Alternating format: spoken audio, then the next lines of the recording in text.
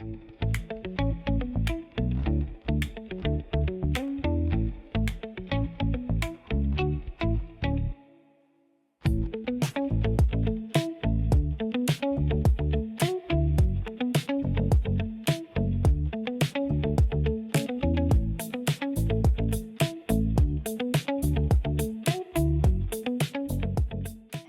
and welcome to Speaking of Conflict, the podcast where we talk about intercultural communication and conflict resolution. My name is Teresa, My name is Lisa. and today you brought us a new topic. It's about a specific kind of shock. A shock. A shock. I'm already shocked. You're already shocked. We talk about culture shock today. Okay, what is this? So have you ever been like abroad and for a long time? Yes, I lived in Korea. Yes. So we talk about like a couple months stay, right? Not like when you go on vacation and everything is just beautiful and nice. So have you ever felt like you've been abroad and at first everything is just absolutely amazing? Like when you travel to a different country, you're like, oh my God, everything is new. It's so exciting. But then like after a few weeks, you somehow get like more anxious, more frustrated. Some negative feelings show up. And this is culture shock. Okay.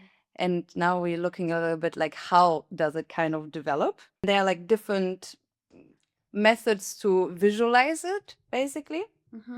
So basically what culture shock is first is what I said, it's an emotional reaction. It's kind of a psychological adjustment. What am I actually doing here? How am I dealing with the new culture? Do I have to be kind of in love first? Like, do I have to first have this positive feeling and the shock is really the negative? Because I think sometimes when you go to a different country and you don't really think about what, like, you didn't prepare yourself, you just went like out of the blue, kind of. Yeah. That then you also have this feeling of shock. Like, I remember, for example, first time I went to India, there were so many things I really thought are amazing, and some were like just like kind of shocking. How loud is this? How many people? Because it was, I mean, shock in the way of not being used to something. Would it also refer as a cultural shock? Or- Yes. It's very immediate then, Yeah. right? Because you came there, you saw some positive signs, but also some signs that, or like things that overwhelmed you. Exactly. That's Overwhelmed, basically, yeah. so at the end is culture shock. It is exactly what it says. It is a culture that shocks you because it's not your own and it's unfamiliar. Unfamiliar, basically. And that's kind of now we do a little reminder of what we did with the iceberg model, that we only see the top that is above the iceberg, and this bigger part, this like the massive part is actually invisible. And that's kind of what results in the culture shock. So, So because kind of we see the invisible suddenly. no, we feel frustrated and we have the shock because we don't understand what we see. Okay. So you, for example, see the food, you see the language is very like visible for you, tangible, exactly. But everything that's below the surface, so kind of the values, the behaviors, the rules, we don't know yet, right? You go to a place, you spend a week there, you think, oh, the food is nice, this is nice, the music amazing. And then after 2 weeks, you feel like, but I don't understand really what's happening here. Why is it working the way it's working?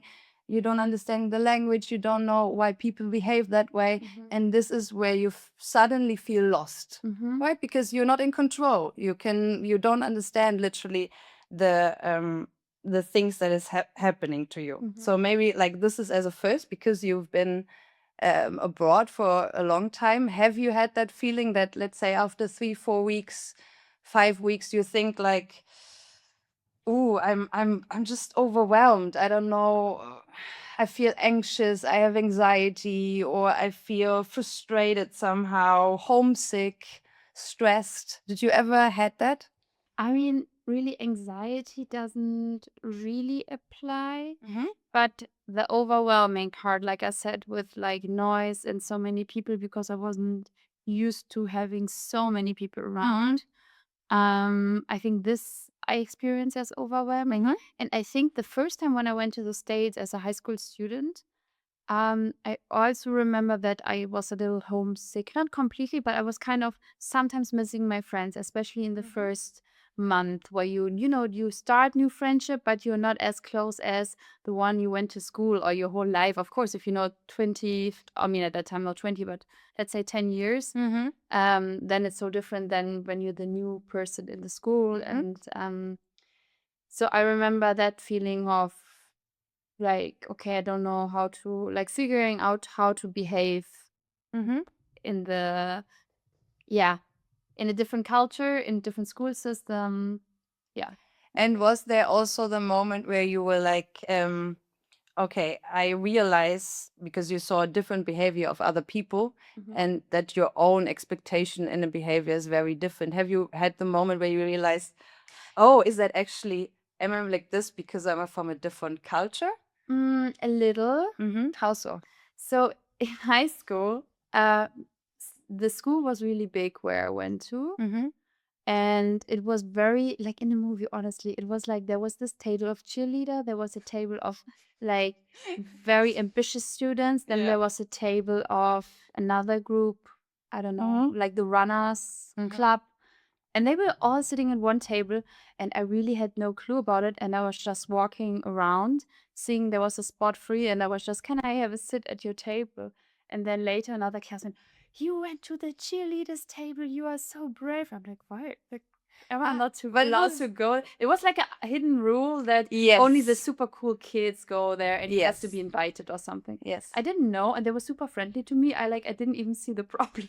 Yeah, but that's actually a beautiful example because we said before with the iceberg model, we don't see the rules yet, right? We have no idea how this group functions or this group functions. Let's say when you go, for example, I had it when I was in Turkey and I went to hospital. And I was sitting in the hallway there and I was waiting to get the appointment or like to see the doctor. And I was sitting there and I'm used to the German doctor's practice culture is like, you are very quiet, right? You go, you say hello, you im Wartezimmer in the waiting room, and you just stay silent, basically. It's not so, people don't want you to be like loud or talk or whatever, right? So I was sitting there with that cultural background, and I was sitting there and I'm like looking at my phone, and then next to me was a guy, and he just, I don't know, scrolled through Instagram or some music videos loudly, like not with headphones, like just like, and I was like, "Boah, that's so rude." Like I was sitting there and I was looking around, but I realized I was the only one bothered by this. The personnel there working didn't care. Everyone else sitting there didn't care. Yeah. But so I realized that I was the problem in that sense because he was not the problem. No one had a problem with him, right? So it's another thing. I guess it would be, he would have the culture shock if he goes to Germany in a practice and then everyone would say like, you cannot do that. How are you doing that, right? But for me, it was like, this is how you act in a hospital. You stay quiet. Like, right? Exactly. Unless you have pain and you scream, right? But like you're not watching YouTube videos. It's super strange for me.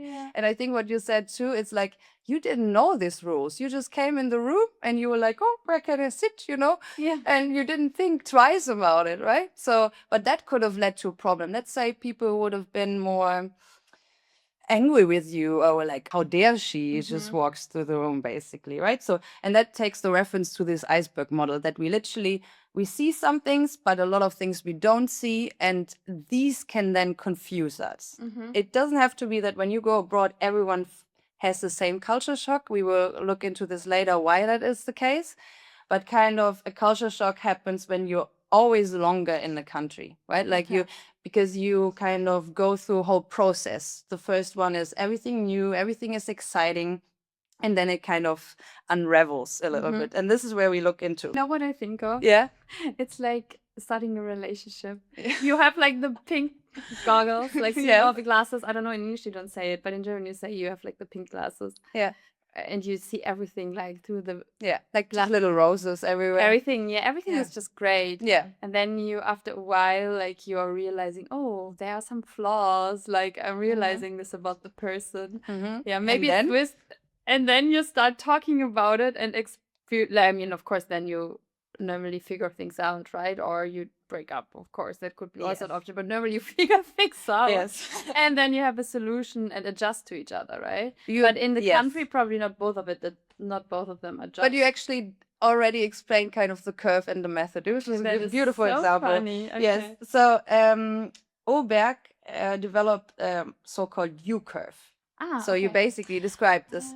You said like you're excited, then it's a little bit problematic, but then you find a solution, right? Yeah. And then you're up there. So he developed that in the 60s, and it basically says there are different stages you go through, right? Like there are different emotions and reactions to it. So the curve starts up high in the honeymoon phase, right? It's like the pink glasses. Yeah, you said. honeymoon So phase. That's a better term for it. yeah, so everything is exciting. It's just curiosity, fascination, everything that's positive, right? Like you are excited to learn something new, to meet new people, and everything that belongs to it. And then the second phase, because it goes drastically down, would be the kind of the culture shock phase, so the crisis phase. The first excitement kind of fades out. You are more seeing like the difficulties, the barriers. Maybe the first thing you think like, oh damn, I cannot communicate really well. I don't know the language. I don't actually understand the communication styles. So maybe high and low context that we discussed, right? So actually all the familiar habits you had, for example, could also break. Could be that to your daily routine back at your home, you would go running 3 times a week. And then you go there, and of course, everything is new. So you anyway drop your routines. But these routines give you stability besides all of the other rest, right? Okay. So kind of everything that was new and excitement turns out to be new and frustrating. You are overwhelmed. You just feel stressed. And you kind of think like, how am I getting out of this? Or sometimes people don't even understand why they actually are frustrated or angry. They don't understand why that actually is a development, because at first everything just was great. And now you just kind of feel lost. So that's kind of the phase where you actually really have to work yourself out of there. A little bit like the relationship example, to say, okay, we have a problem, now let's talk. Right?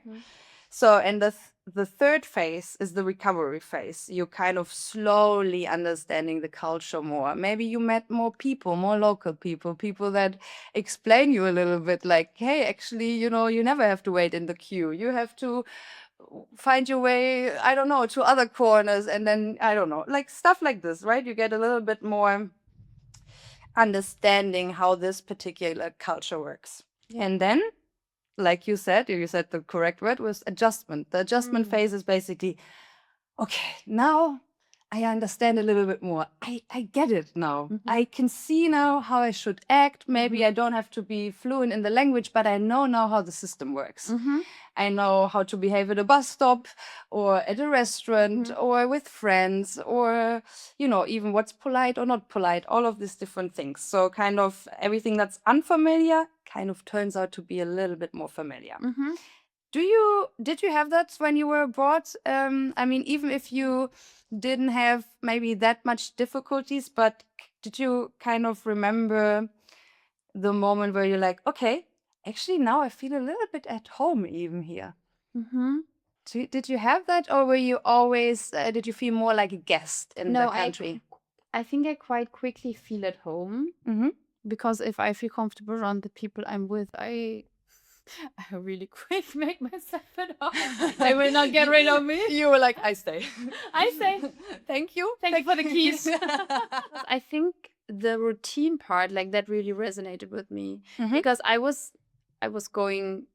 I mean, in school, for example, I had my sport routines and everything, and then I was there, and suddenly I was eating unhealthy and not working out really, and I really was missing it. And then there was a point where I felt like, oh, okay, now I was able to, I don't know, use the bicycle, and even though it was not common to take a bike in the US or take the bus or something very normal in Europe, right? Like it was not normal to do that. Yeah. But I figured out how I can, get those things, like how to get my workout, how to maybe change a little bit the eating, not only eating sweet stuff in the morning, but figuring out how to have some vitamins, some fresh vegetables. So then I also adjusted in a way to their culture, but also brought a little part of my behavior or rules or I mean, it's not culture, I guess, eating fresh. But it's a little bit, right? In the States, it's more common to have a little bit more And it's sweet and then it's a little bit unusual for you. Yeah. Right? Because you had the feeling of, actually, I'm missing something. Yeah, exactly. So to feel more myself and more comfortable there, I need something else. And I need something that's familiar, that I'm used to. I Yeah. always used, I don't know, healthy Like nutrition. salad. I was eating salad at home, fresh fruits, Yeah. maybe bread, but not like bread with butter and jam and Like funny every day. Every day. Yeah. I think that's one of maybe the best advices when you go abroad for a very long time. I mean, of course, take everything in that's new, meet new people and get new hobbies. But when you feel a little bit lost, it always helps to kind of establish routines that you also had back home, right? If you know it makes me happy to play basketball 3 times a week, then look that you play basketball 3 times a week, or look that you meet new people over this hobby, right? So that can be like a little bit of giving you routine, giving you stability, and that not everything is brand new for you. Because of course it's exciting if everything is brand new, but if everything, like literally everything is new, then it's often overwhelming, right? Because you come to a place, maybe you live with people you never met before. You're surrounded by a language that you don't speak. I don't know, the temperatures can be very, very different too. So literally your physique has to adapt, to adjust to your environment. So basically everything is new for you. But as we said before, or we were thinking about it, not everyone experienced the culture shock. And then we can think about, okay, why is that? Actually, there are 6 factors. Fernham and Bochner kind of created them or found them out. Why people experience culture shock more or less or however. Do you have any guesses? I mean, why they experience it more or less? Yeah. Like, what could be the factors? What could be like one factor where you think like that could influence actually how you So I think probably also how international you grew up in. If you're very used to adjusting to different cultures, I guess it's easier. If you have a stable background at home, like you grew up with a lot of stability, I would guess that it's easier to adjust also because you have more inner stability and you don't need to look at the outside world. So if the outside is not stable, you are stable from within, kind of. What you said was the interpersonal factors, right? Kind of like the relationship you have, the emotional support you have maybe back home. But it could also be that, you might already know some people from that country you go to. Let's say you go to India and you meet your friend there, then it's a different Because I have someone you I have can someone rely on. yeah, and you already know, and the Yeah. person knows you, so you're not alone. I mean, some people thrive from being alone, but kind of you can imagine it's a support system. If something happens, actually, I know what to call. Yeah. And kind of like this. So they name the first one control factor. I mean, it's kind of like, I guess we don't think about it, but one factor would be, is it actually my choice to go abroad? Because let's say you work in a company and they just say you have to be now 6 months in China, and you actually think, I really don't want to go and leave home. So that will influence how you feel over there if you're not going out of your pure choice, right? Because then you're like, well, I actually didn't want to go. What am I doing here? So that's kind of like, is it a voluntary change or a forced change? Why are you there? That's obviously like a very, very big factor, I would say. Then the intrapersonal factors are just literally like your personality, what you said, like how open are you, how used are you to changes, like to going abroad, to having new situations happening, but also as well the age you're in. Of course, that can be a big influence on it, because depending on how young you are as well, you're more open to meet new people, and meeting new people gets you more familiar in the system, right? But as well as just the language skills. We all know it. We go abroad and we're a little bit helpless. We cannot even buy some things or ask for a taxi, and then you stand there like, what am I gonna do, right? And if you have that constantly, you might feel like, I wanna leave here. I don't feel good. Then the biological factors are literally like how healthy are you? How resistant are you to stress? How high is your energy level, right? Because it also depending how we're dealing with all of these things throughout the day. And the interpersonal factors you already said, it was kind of the relationship and the social support system. Then we also have the space-time factors. So basically, how long are you there, or you have to be there?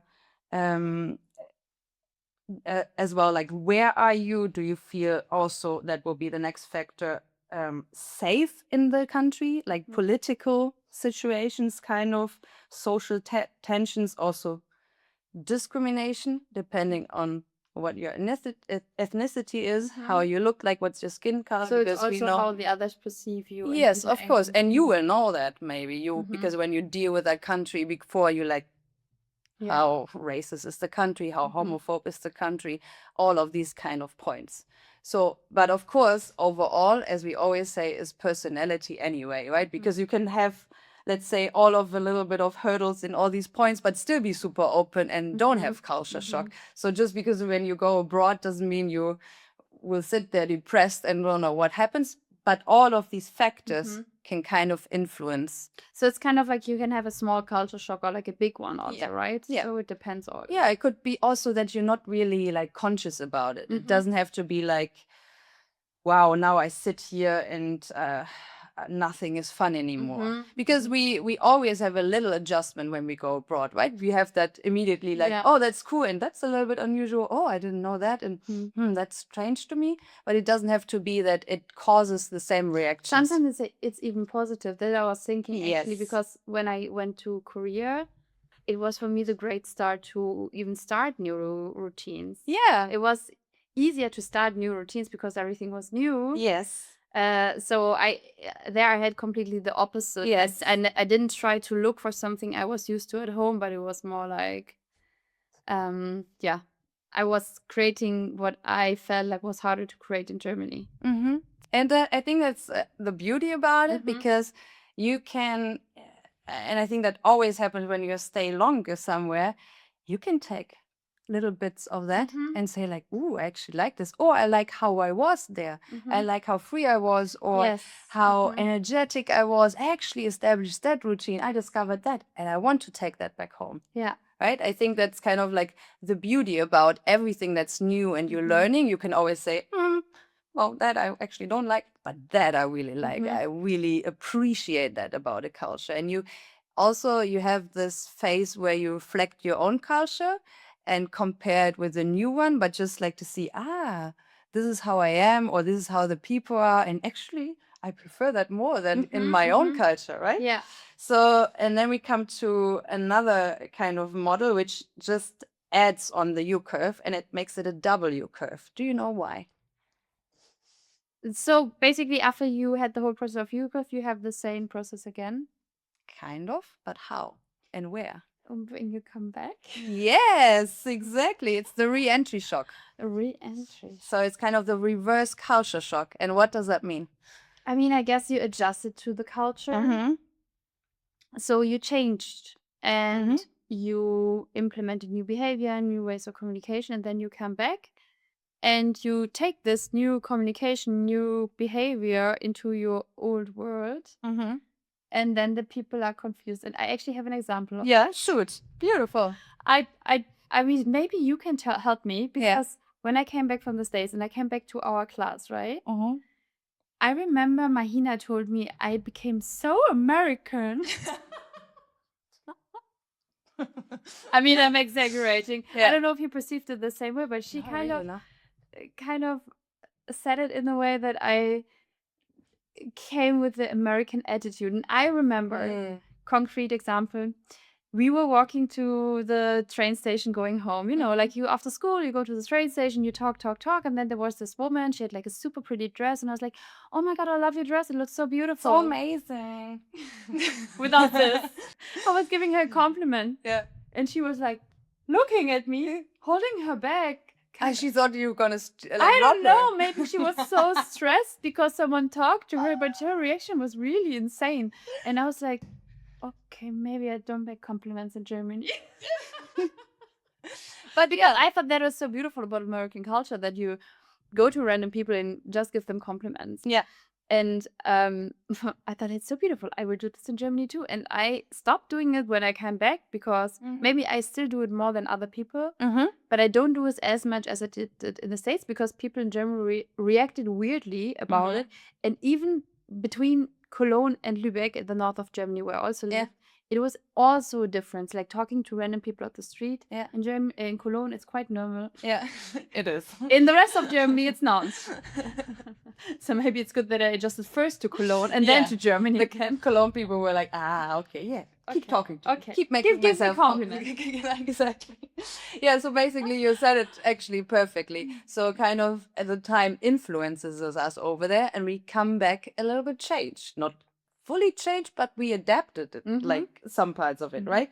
So if you have more like the psychological shock about it, like when you feel like more negative, it's because you feel like, do I like still fit in this my own culture? Like, am I like, have I changed too much? Do I feel comfortable? Do I not feel comfortable? Isn't it also okay? And now the question comes, because there's also this phenomena of being torn between cultures. And I mean, if you just went abroad for half a year and you come back, probably the re-entry shock is not so big. But if you live like 15 years somewhere and then 15 years somewhere else, and you may feel your whole life kind of between the cultures, or if you grow up with your mom and your dad coming from different cultural backgrounds, do you think it could be also that you never overcome this re-entry shock, or this kind of? Well, I would not compare these two. So when your parents have different cultures, you are in more like this hybrid state. There's we can do a different episode regarding this kind of like, what is my culture? But from the very moment like you grow up, right? Because like, okay, my mom comes from there, my dad comes from there, they have different cultures, and I'm also born in the country here, so I have kind of three cultures, and then they have to navigate kind of, where do I fit in? And it kind of, the third space gets developed. So that's something else. Because the culture shock is more like, you have your culture, you go in a different environment, it's a different culture there, and that your whole system gets questioned maybe. And then you come back or go to another culture. It doesn't have to be back, but then you also have the culture shock, right? You've lived 15 years, I don't know, in Japan, and then you move to the US for 10 years, and you will have a culture shock, even though you might be German. So you have the whole kind of development in this. So these are like two different things, I would say. So this re-entry culture shock is, you might be missing some aspects from your culture. I had that too, when a little bit also the politeness, what you said, but I had it from Australia. So when I come back from Australia, I was like, why is everyone so grumpy in Germany?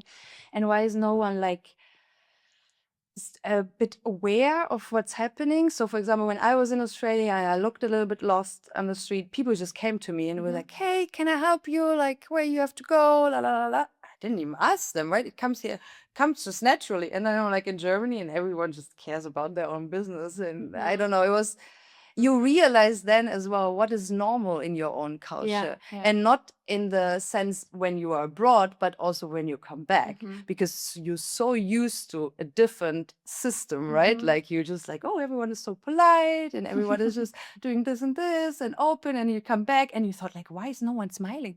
I was literally in the tram and I was like, where's the joy, people? Like, so that was kind of interesting for me too. And it could be also, of course, that you realize, oh, actually my friends have changed, I haven't been here for a long time, I feel like I've been missing out. That's not so much of the culture per se, but what belonged to your culture, right? Like your routines. Maybe when you're with your friends once in a week, played, I don't know, tennis, or went for a walk, or go dancing, and now they're all just doing something else. And I think also, I mean, maybe that's a different episode as well, but also your identity changes. And when the identity changes, you see maybe that your friend's identity hasn't changed, or it has changed completely, but in completely different directions. And then you have this moment of realization. I think it happens a lot after studying. People go away, and they come back together, and then they realize our lives have changed, and what we perceive and what we want from ourselves, from our life, has also changed. But maybe that's different. But maybe it coexists, right? Like the culture shapes your identity as well, and then you come back with this little bit of different identity. Yeah, that's true.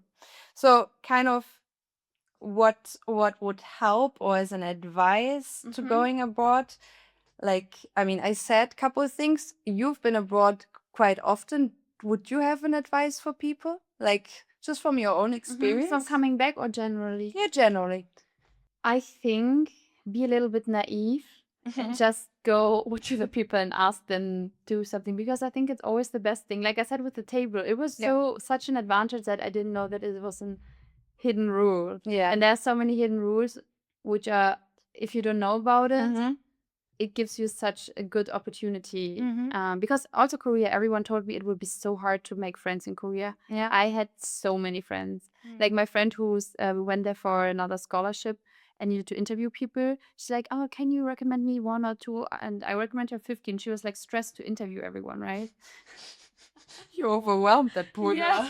Exactly. She just wanted one or two. And I was like, sure, I will text everyone. I was like, can you here? Yeah. Because if people tell you it's hard to make friends, it's hard to make friends. But if you think it will be easy, it's easy. So I think if you're a little bit naive, it's always an advantage. And just be open-minded to adjust and observe a lot. I love observing. Yeah. And if you see how people adjust, like you know that too, right? Your whole body posture changes. I remember also created a lot of like changes. I just changed how I said thank you, or like how I move my body, how I view, like look at in the eyes, on the nose, like where do I look, because it's for some cultures more aggressive to look into the eye. Yes. And also observe and then adjust and try out and be a little bit naive. Yeah. I feel like it makes life easier. I think you said it beautifully, because naive you could also just translate and just stay curious and act on it, Exactly, right? yeah. And kind of not go in this moment of just judging too quickly. Yeah. So instead of saying like, oh, that's weird, I don't know that, you just like, oh, that's weird, but I want to understand that. Exactly. Right? And in order to do that, either I would agree to observe first of all, because we have a lot of rules that we don't know what is polite or not, and it always helps to just look at your environment, how people actually behaving, how they're addressing each other, even how they're addressing each other. Do they kiss each other on the cheeks? Just give the hand. It's just something we don't know. How do we make pictures? I mean, Korea, the whole pictures thing was so different. The whole culture about making pictures. It was really different. Yeah, I remember like we went hiking, and on the top of the mountain, there was this huge stone, kind of like the cross we have in Europe, and on top of the mountain. And, normally people go there, maybe Germany, you write down, oh, I was on top, hey, thank you, put the book back into, and then you just chill, take a view. But people were lining up to make a picture at this rock where it says XYZ meters above sea level. And like the line, like people were waiting 45 minutes to take a picture after they were hiking for 5 hours. Because it was so important to take this picture, and I think this would never happen in Germany. Yeah. Never. Yeah. And like, I think this is just one example. Also, like how to network, right? I feel like when we were there at parties, everyone was, can I have your LinkedIn? Really?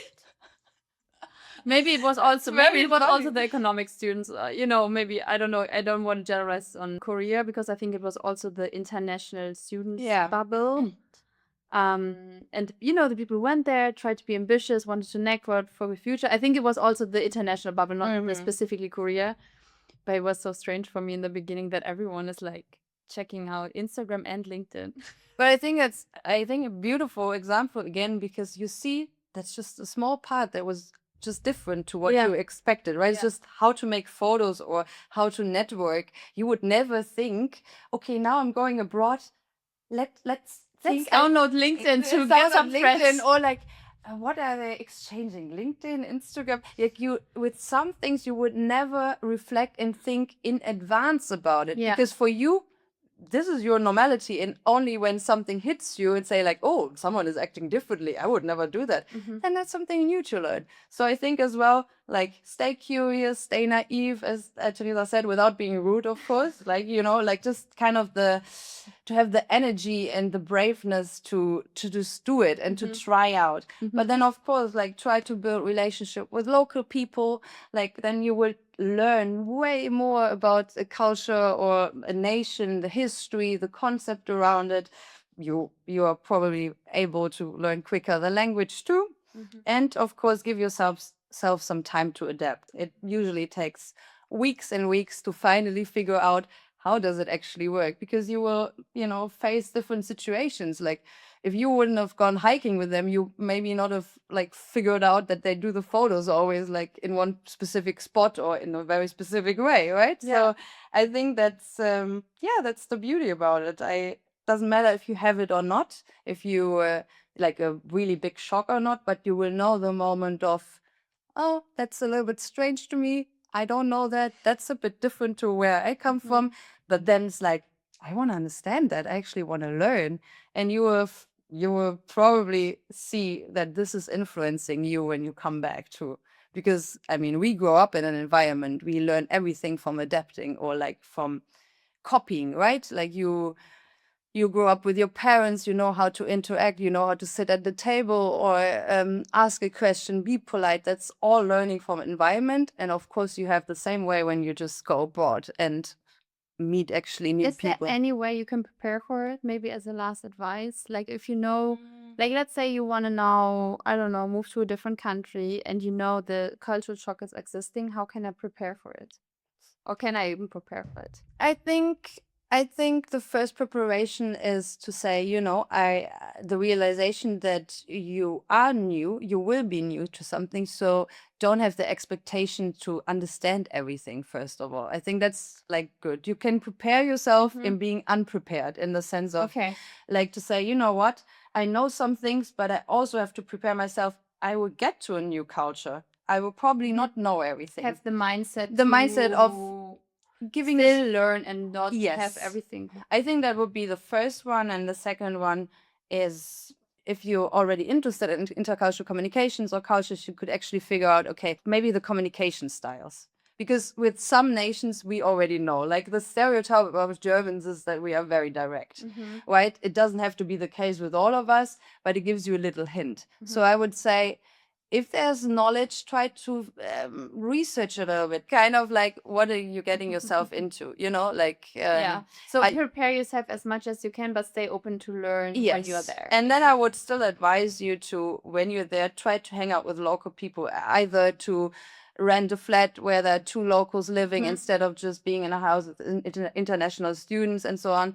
I had the chance in Turkey to live with two Turkish girls, and I learned a lot about the country just from what they told me. Yeah. And I would never have heard that from people who come from England or all of this, right? So I think like try to hang out with locals when you're there, to meet people.